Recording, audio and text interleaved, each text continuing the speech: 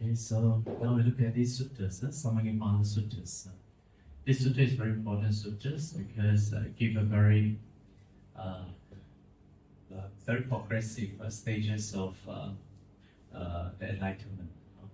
So it means that you have these. It's something like a Satipatthana suttas. Okay, you go through all different kind of practices. Eventually, you realize the same goal, right? So I think it's also worth to look into this. Yeah? And this Samaññaphala Sutta is found in the Digha Nikaya, right? Alright, so we look at these suttas. It gives, this is the outline that given by me. When we look at the suttas, we have to see how these suttas, what is the contents of these suttas, alright? So these suttas outline three parts. Okay, the first layer is the king Ajatasattu killed his father to take the throne and gain power, but this led to deep sorrow and regret. Despite achieving his goal, he found no peace. Okay, so this is the first part. So we will look at this first part, and there were many interesting stories related to King Ajatasattu's and then the Devadatta's stories. And then the second part will be the limitation of other six ascetic teaching. The sutta share the king's experience with six ascetic teachers, and highlight their various philosophical and religious beliefs. Of course, we are not going to go into the details of these six teachers, okay? But we will look at the third one more, talking about the explanation of progressive achievement of Buddhist monk, right? And why you want to become a Buddhist monk, right? So being a Buddhist monk, right? And then you go through all different stages of training, right? And then eventually that brings about the end of the suffering in this very life itself, realizing the joys of liberation and the bliss of nirvana, right? Which is the supreme and ultimate fruits of ascetic life. Okay? Yeah. Okay. Now the first part is, okay, this is the background of the suttas. Right? So we know that's what they call this Ajatasattu, he was the son of Bimbisara. And he was the son of Bimbisara, and then he tried to, anyway, he succeeded, kill his father, right? His son killed his fathers in order to take the throne and to, what do you call it? The throne. Kill his father in order to get the throne and to take the power, right? And of course, this eventually leads to deep sorrow and regret, the Ajatasattu, right? And of course, though he has succeeded, right, achieving his goal, right, taking all this throne and become the king, Ajatasattu, but he found no peace, and he was not happy.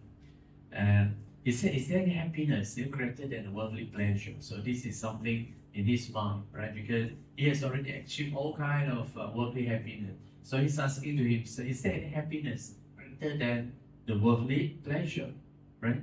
So this is how the story starts with this kind of background. Okay, now we look at this Samana. Chinese we call salmon. In Chinese called salmon, so salmon. The salmon, right? Salmon. Here is the definition, right? It says samanoti samati santachitto bhavaditi samano, right? So it said a saman is one who becomes calm, who has a peaceful mind. So this is the definition. And then also you find in other places, it says in the causative sense, right? Karitavasena. A samana is one who calms and pacifies the defilements. Okay? So you imagine that a salmon, salmon is one who becomes calm and has a peaceful mind. So this is the definition anyway. Right? Then and again, we look at, there are several meanings of the word samana in the suttas. Okay? So another one is samana referred to those who who pursue liberation and live a monastic life. Alright, so in ancient India, any renunciate who did not belong to orthodox Brahmanism could be called as Sramanas. So in the Sutta, we used to hear of Samana Brahmana. What does it mean by Samana in this context? In the broader context, Samana here refers to those against the Brahmanism. Okay, so and when we talk about the Samana are those who lead a homeless life. Okay, like the Buddha also one of the Samana. He lead a homeless life, right? He lead an ascetic life, right? And then for those Samana, they stay in the forest, right? Or stay in the village, right? And then they go for the begging alms, right? And they focus on their what they call their practice, their meditation, right? The spiritual growth, right? And then they also accepted the offering, right? And then they share the dhammas, right? And then of course they discuss about the meaning of life, right? And then the Buddha also one of the Samana, right? So the famous Samana is the 6 Samanas. So we are not going into the details of the 6 Samanas, right? But definitely Buddha is one of the Samana, right? And then we talk about the Samana, they were people who were dissatisfied with the doctrines of Brahmanism, right? So you can see that Samana was a movement against the Brahmanism. So what is this Brahmanism? We know that during the Buddha's time, right, in the 6th century BC, there was a movement called the Sramanas, and basically they're against the Brahmanism. And then what are the features? What are the teachings taught by the Brahmanism? Right? Why Samana so much hostile, right? So much against, right, to Brahmanism? I think one is that the Brahmanism, they thought that the Vedas face, right, was revelation, right, was divinely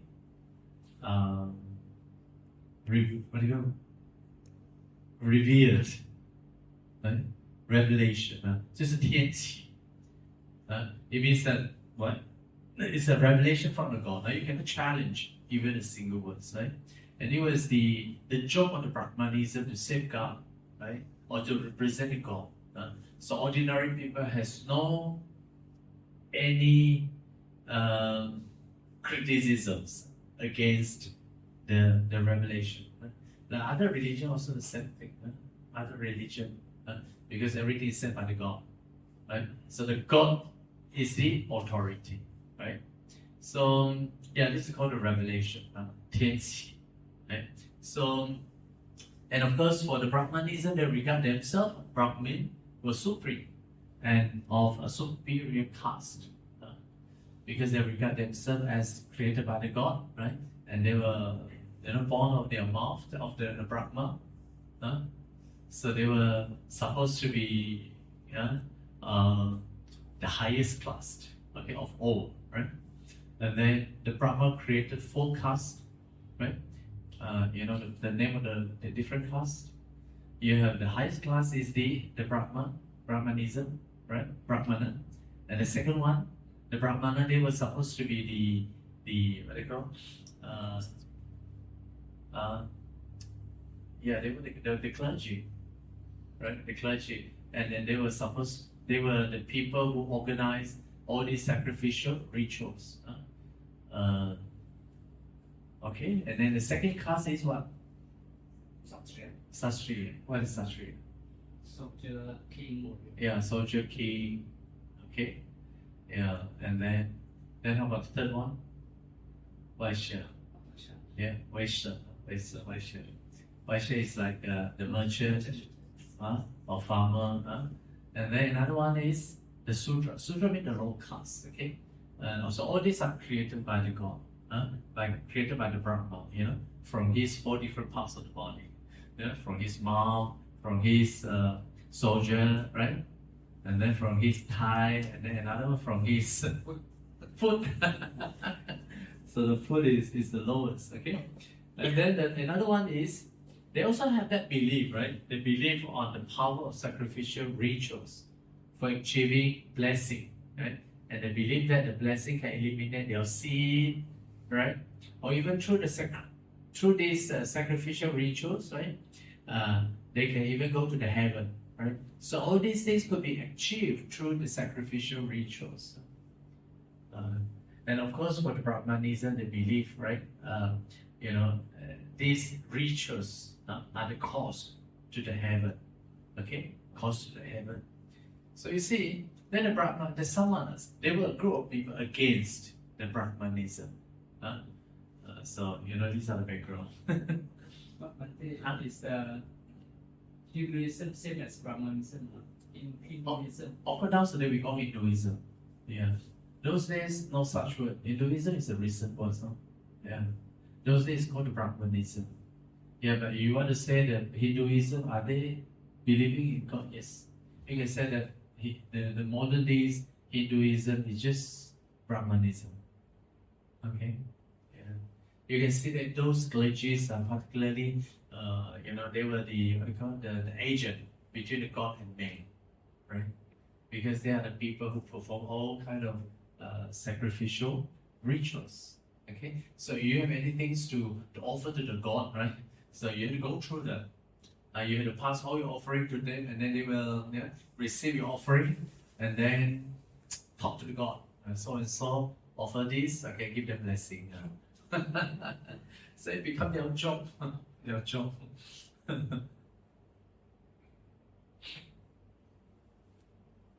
Alright, so another word, samana, okay, also refer particularly to the Buddhas. So it's just another name used by the Buddhists, right? The Buddha was a renunciant and therefore also belonged to the category of samana. So in the scriptures, right, people often refer to the Buddha as Samana Gautama, or the great samana, Mahasamana. Okay, so another term, so it's called the great samana. So you said Samana Gautama, everybody know Samana Gautama, Samaññaphala Sutta. Okay, then the Samana also referred to general Buddhist monastic, like those who follow the Buddhas and live a monastic life within the Dhamma Vinaya of the Blessed One, usually referred to in the scripture as Samana Sakya Buddha, like Saman Sijia, Saman Sizi. Okay, meaning the Saman, the son of the Sakya. Okay, so Saman Sizi. Is it like Mahayana? Once you become a monk, right, you will adopt the Buddha's name, right? Si. Okay. Sijia. So the Sakya, Sakya was a clan, the ethnic group, and the Gautama was the Buddha's family name, and the Buddha's name was Siddhartha. Okay, Siddhartha. All right, and then eventually we all become the Sakya Buddha. So we are all the sons and the daughters of the Buddha, and we follow the Buddha's teaching. So Saman Sizi. Okay, so in other words, the Samana also referred to the noble path. Okay, noble path. So in these suttas, right, in Samaññaphala Suttas, in the Sarvata Nikaya, right here the Samana referred to the noble path, referred to the noble path. Okay. And alright, so you look at other than these, you also talk about the fruits of the samana. The fruits of the samana. What are the fruit of the samana eventually? Right? You will realize, okay, the fruit of the stream entry, the fruits of once returning, the fruits of non-returning, and the fruits of arahatship. Okay, so this is. You can see that this samana was used very widely, right, in the suttas, and in different contexts, it referred to different meaning. Okay. And then, in this sutta, the Buddha said, Bhikkhu, what is the ascetic life, right? What is samana? Then, straight, the answer is, it is this noble effort path, right? Namely, right view, right thought, right speech, right action, right livelihood, right effort, right mindfulness, and right concentration. Okay, so here Samana referred to the noble path. Bhikkhu, this is called the ascetic life. Bhikkhu, what are the fruits of the ascetic life? Yeah, because as you practice, you will eventually, right, realize the fruit, 果实. So these are the fruit, Sotapanna, Sakadagami, Anagami, and Phala. So these are the fruits. So bhikkhu, these are called the fruits of the ascetic life. Okay, so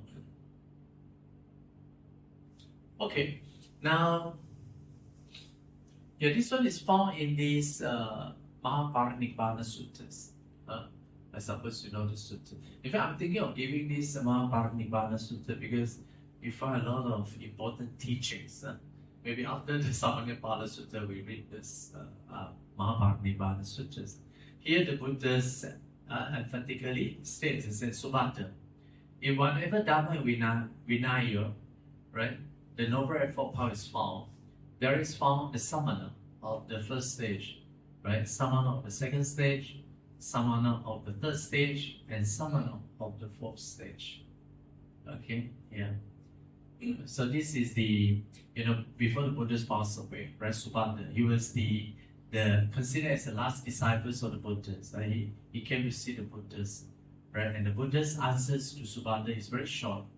He didn't criticize other religion, right, or other practice. He said that if the teacher that you follow, right, if his teaching contains the Dhamma Vinaya, contains this Noble Eightfold Path, then there is the first Samana, second Samana, third Samana, third, fourth Samana. It means that if you practice the Noble Eightfold Path, there is a possibility of it, the realizing the Nibbana. Okay. All right. Okay. Now we look at these some of the background of the suttas. And then this background of suttas, I selected few stories, just to give you an overall overview, right? All right, yeah. The Buddha's delivered this discourse after a palace coup in which King Ajatasattu has committed matricide and usurped the throne. Okay, so this it's very tragic. It's very sad. It's very tragic. Yeah, we know that if you go to India pilgrimage, you saw this Bimbisara jail, right? You saw, right? Yeah, there was a place that King Ajatasattu jailed his father, and then his father was tortured to death, right, in that Bimbisara. Yeah, so you see, luckily we have that historical, we have the story, and we have evidence, right, to prove that his father was jailed to death. Okay. Yeah, so we look at this Devadatta tries to win over the prince Ajatasattu. And all these things happen. Yeah. 37 years after the Buddha's enlightened. That was when the Buddha's was 72年72岁 72 years old. Buddha passed away at the age of 80. So all these things happened before Buddha passed away. It was when the Buddha was 72 years old. So at that time, Devadatta, right? Devadatta, he has a very bad idea, right? So he noticed that other monks like Sariputtas, right, Moggllanas, right, and Mahakashyapas, they have many followers, right? So he got a bit jealous. He said that I also want to have a lot of followers following him. So he realized that in order to attract the followers, one thing you can do is you need a lot of offering. You see, during the Buddha's time also. So then he thought of the king, the prince Ajatasattu. So probably, this king, the prince Ajatasattu, he's going to be a king in the future. So now, these Devadattas, he decided, to get the prince, the trust, right, to earn the offering of respect. Okay, so this is how the stories are cut short. then of course Devadatta was very much impressed of the Devadattas, because he used a supernatural power, right, to impress the Prince Ajatasattu. Right? As a result, right, the Devadatta, the Prince Ajatasattu, he developed a kind of faith, right, in the Devadatta. So this is how the Prince Ajatasattu was attracted, right, to the Devadattas. Then from there on, the Prince Ajatasattu, he sent a lot of food offering, right, to the Devadatta. So this is how the Devadattas can attract a lot of followers joining him, because he has a lot of offering. Yeah. So yeah, this is a story. Okay, happened during the Buddha's was 72 years old. And then another story is about the Devadattas attempt to lead the Sangha. Okay. Yeah. This is a story ongoing now from this. So yeah, you see the Devadatta, and he got a lot of support from the prince Ajatasattu. So his mind was occupied with fame, reputation, right? So eventually he also developed a kind of desire, right? He want to lead the Bhikkhu Sanghas.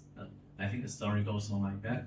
So of course, in the suttas it says that as long, as soon as the Devadatta has this kind of evil thought, right, his supernatural power disappeared.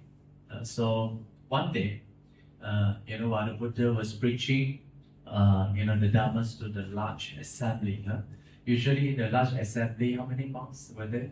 In the sutta, you preach to 1,250 monks. Consider as large, right? You can see that. So then the Devadatta, he stood up, right, from the seat and then asked the Buddha. He said, Bhante, right? Now you are quite old already. And then you are also very old, very advanced in years. Okay, so now I think, Buddha, you should take a rest now, right? Please hand over the Bhikkhu Sanghas to me. So you see, the Devadatta is quite bold and challenged. Right? He said, please pass the Bhikkhu Sanghas to me. I will lead the Bhikkhu Sanghas. I mean, this is how the story continue, right? So Buddha agreed or not? Buddha. Definitely Buddha refused. Right? Then the Devadatta asked again. Then the Buddhas again refused. So the third time, the Devadatta asked again. Buddha scolded the Devadattas. Okay, so scold the Devadattas. So this is how it says. They said, this is how the Buddha says. Devadatta, right? I would not hand over the monks, his Bhikkhu Sanghas, right? To even Sariputtas and Moggallana. So why would I give it to you, right? You are so unworthy. Or when that kind of message comes from the mouth of the Buddhas, the Devadatta was very, very, very, very angry, very, very upset. So this is how the Devadatta developed a kind of evil thought. He wants to kill the Buddhas. Or kill the Buddhas. Okay, yeah. So yeah, this is one part of it that happened when the Buddha was 72 years old. Then the third one, the king Ajatasattu is instigated to usurp the throne and to commit and suicide. Okay, yeah. So it's all very tragic, anyway. All right. So you see, the Prince Ajatasattu, right? He was influenced by his teacher Devadattas, okay, to kill his fathers, right, and to take the throne. Now we're gonna go back to the throne. Right? Then this is how the conversation, right, that Devadattas told the Prince Ajatasattu. He told Prince Ajatasattu. He said, life is short, right? 生命很短暂, right? Then he suggested he should become king before it was too late, right? So this is the message, right? That the Devadatta told the Prince Siddhartha, the Prince Ajatasattu. Okay, so Then, of course, following that advice, right, Prince Ajatasattu, I don't know, imprisoned his fathers. Choosing, imprisoned his fathers. His father called King Bimbisara. You know, his father was a great supporter of Buddhism, right? Yet, 真的是不孝子哈 Prince Ajatasattu imprisoned his father. So, and then, you know, put him in that Bimbisara jail. I think you saw it. That Bimbisara jail is very big. then he, of course, he allowed his mother, the queen, you know, to visit the king. And then you know what the king do? It says that, you know, the queen, his mother, right? You know, she smeared what they call the honey, what they call the sugar, the oil, right, and the ghee on her body. They smeared all these things on her body. So quietly, secretly, right?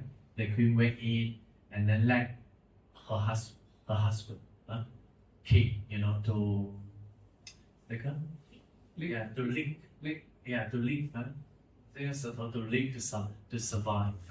So this is how the story is very pitiful stories. Okay, very pitiful. Then of course Ajatasattu later on came to know this. Then he forbade her, you know, from visiting and leaving his fathers without food. So this is the story. So his fathers was really, you know, starved to death. But of course, you know, his fathers, I think because his fathers has already attained the first stage of sainthood, right? So his fathers, you know, of course the Mahayana has a different version, and then, but that version we are not going to deal with, right? But it says that the King Bimbisara was, you know, in the jail, and then recollect, you know, the virtues of the Buddha, Dharma, and Sanghas, right? And then eventually he experienced the joys, right? Experience the joys in the meditation, right? So this is how it says in the suttas, right? He was meditating, and then of course he can't do anything but to meditate, right? Because he has already attained the first stage of sainthood. So, and it says that, you know, his body also emitting light. Emitting light. Okay. Yeah. So, yeah. You look at this photo. Sorry, this photo. So this is the last moment already. This is how, you know, the queen's Ajatasattu, you know, torture his fathers, right? And then he asked, you know, his he ordered his bubbles, you know, to do these things to his father. He said, you look at the fire, right? He said he used what? He used the razor. He used the razor, the bubble, the razor, right, to cut his father's feet. Okay, to cut his father with the razor, and then put the salt. 放盐, put the salt, and then place the feet, okay, on the what do you call, on the hot charcoal. You see, this is how he tortured his fathers, right? So of course his fathers, King Bimbisara, enduring that kind of pain. It's very sad, it's torture, right? Then of course King Bimbisara, who is, you know, reflecting on the Buddha, Dharma, and Sangha. He has so much faith in the Buddha, Dharma, and Sangha, and he passed away. Okay, then we know that you know, the King Bimbisara, after his passing away, he reborn as one of the devas, right? In the four great king, the Siddhartha, four great kingdom, as a yaksha.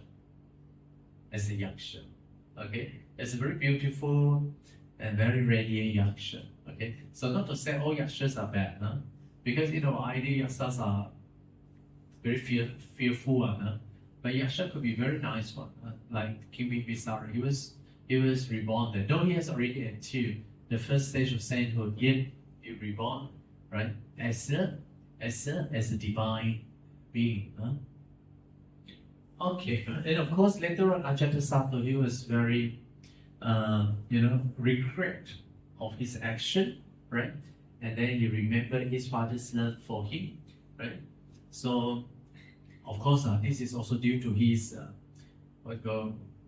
his ignorance, right? So he has that kind of remorse, right, for killing his fathers, right, to seize the throne, right? So he later on he says that he was he was very remorseful, right?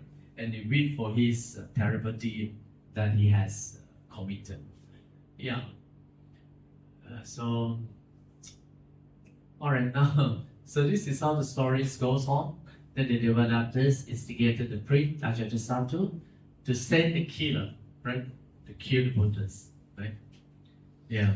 So it's interesting. You see, interesting, yeah, because the Devadatas, right, came to see the priest Ajatasattu, right? He said, please send someone to take the life of the Buddhas, okay? And because of his persuasion, right, the king Ajatasattu, right, he was a king already. Yeah, after killing his father, then he became a king, right? So then the king Ajatasattu, he sent the assassins, right, to kill the Buddhas, right? And of course, lots of the killer, right, came to see the Buddhas, intend to kill. But after seeing the Buddhas, also, what will happen is that they all let down their weapons, and then eventually kneel down in front of the Buddhas, listen to the Buddha's teaching, and then attend the first stage of sainthood also. During the Buddha's time, many people came to the Buddha's, listen to the Buddha's teaching, and then become Sotapanna. Very fast. And then none of them killed the Buddha because the Buddha's compassion, right? The Buddha's so much compassionate. So, yeah. So, okay. Then another part is that, the Devadatta intended to kill the Buddhas. So the story of the shedding the blood of the Buddha, 出佛身血, yeah, one of the 5 Hinduist crimes. So here, this is the story. It's about one day, the Devadattas, he climbed to the vulture peak, the Chusan, while the Buddha was walking, and he pushed a large rock, right, intending to crush the Buddhas to death, right? Then of course it ended up, cutting the Buddha's foot, causing a lot of bleeding, right?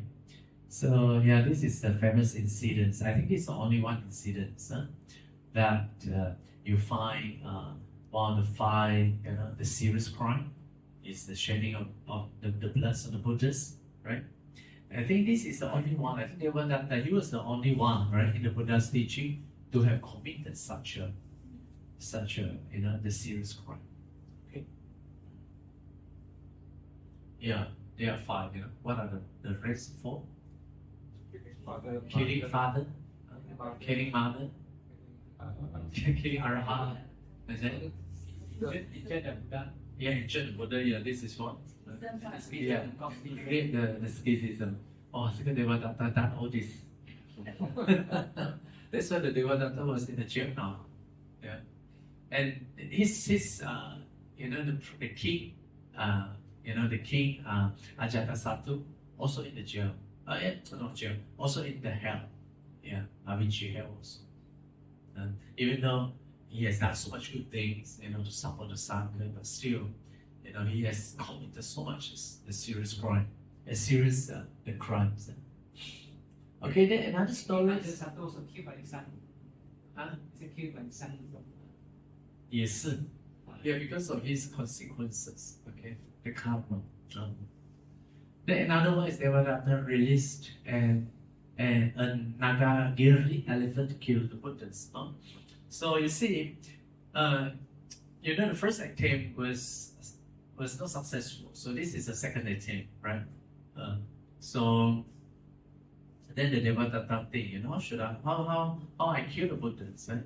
So he ordered this elephant, right? And this elephant has a name called Nalagiri, right? To be released on the street and then to kill the Buddhas. And there was a time when the Buddha was out for arms with his followers, right? And then, this this, what do you call the elephant keeper. Saw him coming and he released the elephant. Then again, what happened to this Nalagiri? Right? Nalagiri came, but because of Buddha's loving kindness, so strong that the Nalagiri elephant was kneel down in front of the Buddhas, right? And then kneel down peacefully before the Buddhas, right? Yeah, so this is the story.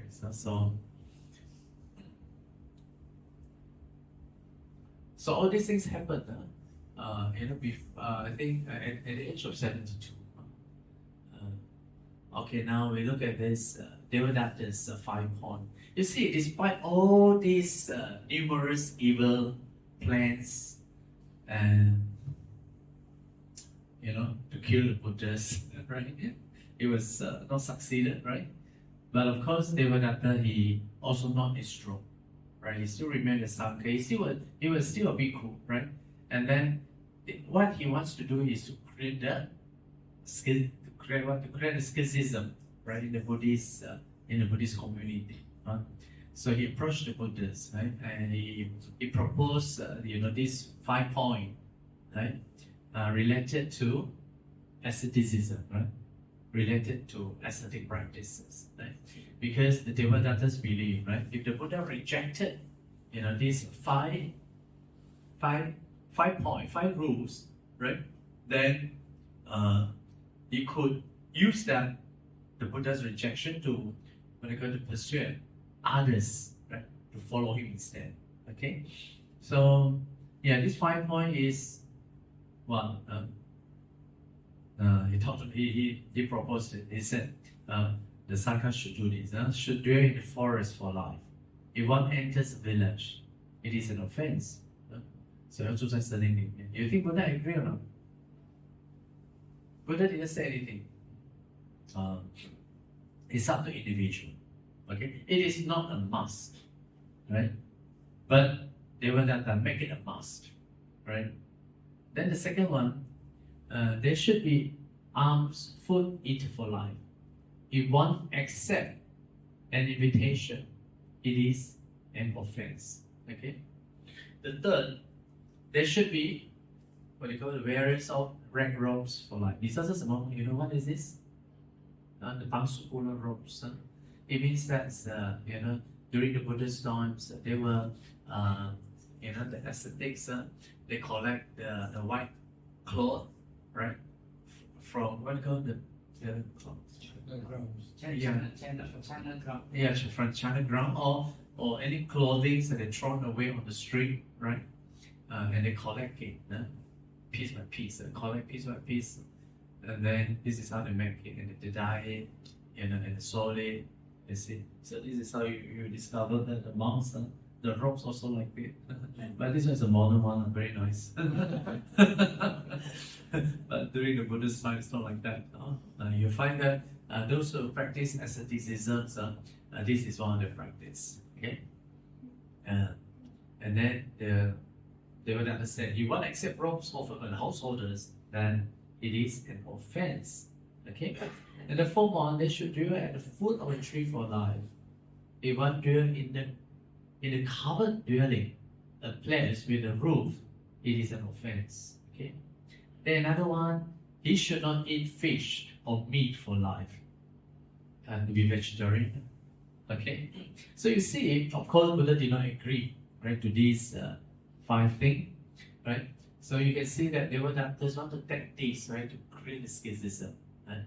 So, but the Buddhas did not agree to these 5 things, and it's up to the individual. If they practice, good. If they don't practice, it's fine. So this is the approach of the Buddhas, right? Then of course, Devadatta, he was very happy, right, because the Buddha rejected Then he went around and talked to the people that now Buddha gave up, his disciple gave up the asceticism, so please come to me, I'm the real monk, I'm the real ascetic, come to me, you see. Then of course, a lot of foolish people, drawn to Devadattas. Right? Yeah. So you can see that from that time onwards, the Bhikkhu Sangha was split into 2 groups. One with the Devadattas, and another group with the Buddha. Okay, so then with regard to the meat, the first four parts, okay, these four parts are related to the asceticism. Then how about the fifth one? Fifth one had nothing to do with asceticism. The fifth one is something to do with meat. It means that Devadattas promote vegetarianism. But of course, the Buddhas in his sutta he accepted three kinds of pure meat. Three kinds of meat. It means that not seen, not heard, and not suspected. Okay, it's not seen by you, right? It's not heard the groaning of the slaughtering of animal.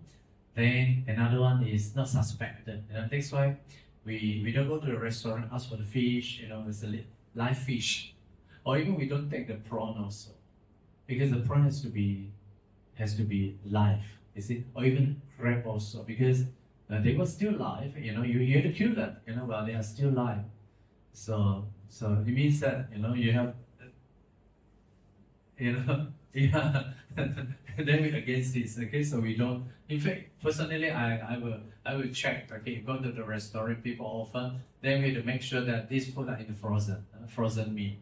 Then okay, because it's not made kill for you to eat, right? So it's not heard, not seen, and not suspected. Okay, so that kind of food is okay. That kind of meat is okay, right? So, What is sun? 三净肉啊，就是 not seen with your eyes, not heard the groaning， 那个什么，那杀猪的那声音and then another one not suspected， isn't it？ 三净肉哦，是吗？三净肉。So similarly, I think also for lay people also, you don't go to the restaurant specifically. I want this one, 这个很新鲜啊，still swimming the one. Then in order to kill, then this is not pure meat. It means that you intend to kill, right? You are committed to killing, right? So, all right. Okay. So let me continue. Oh, yeah. Yeah, so we are preparing the background of the sutras, okay? Preparing the background of the sutras. Yeah, I think we finish after this, right? So, yeah, we know that the prince, Ajatasattu, under the instigation of the Devadattas, right? He was, to seize to upset the throne and to instigate to kill his own father, right? Then of course the Devadattas, he was trying to assassinate the Buddhas, but was failed. And of course finally he proposed the 5 point, right, to split the sanghas, right? That's why leading the sangha split into 2 groups, right? So all these events occurred when the Buddha was around 72 years old, right? And there was a time also that the king Bibhisara was dead, right? Okay, so and it says that the Devadattas, right? He was, he fell. No, is it fell? Fell into the Avicii. We look at the suttas. You see, it says that the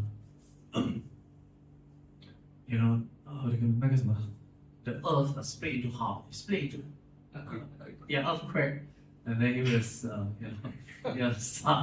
sink into the earth and then died. So the story goes on to say that he was reborn in the Avicii hell. 这是很恐怖啊 Avicii hell is the lowest, right?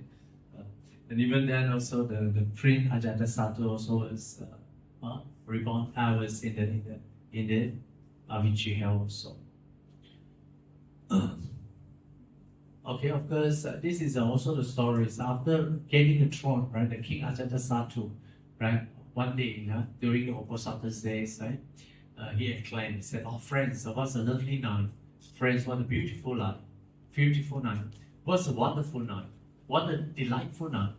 What an auspicious night! Today, could we visit some ascetic or Brahmin after visiting whom my mind become peaceful and joyful.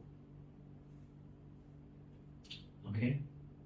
Yeah, of course, his mind was disturbed by all these incidents. Okay? So during this Upasatas, he said he wants to see, right, the ascending, together with a group of the attendants. Yeah, so then of course, the ministers that accompany the prince, Ajatasattu, right, they all recommend their own teacher, they recommend their own ascetic teachers, right? Then of course, the king, Ajatasattu, after listening to their teachers, right, then this Ajatasattu, he doesn't want to listen to all these teachers, right?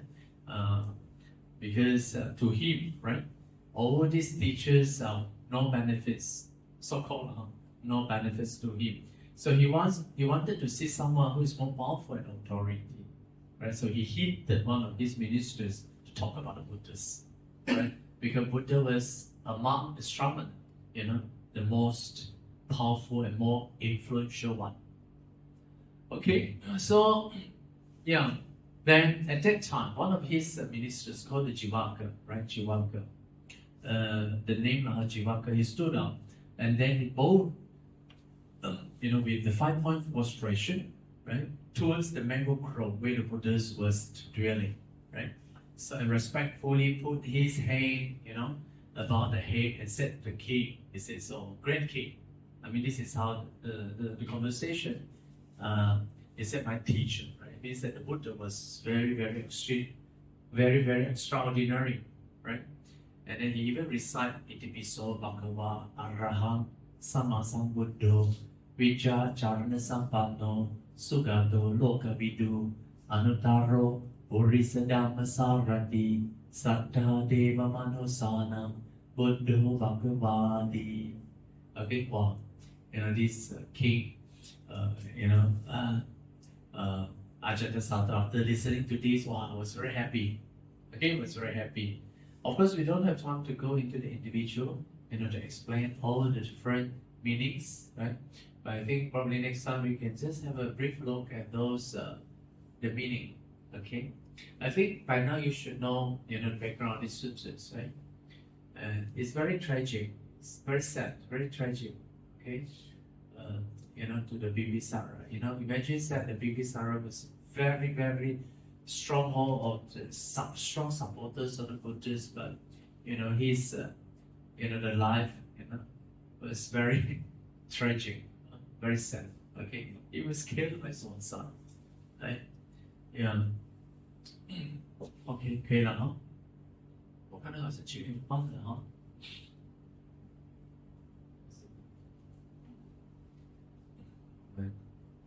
Any question for Bhante?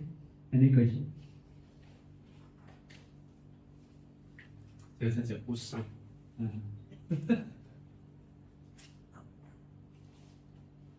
？If no, then we turn to page 146.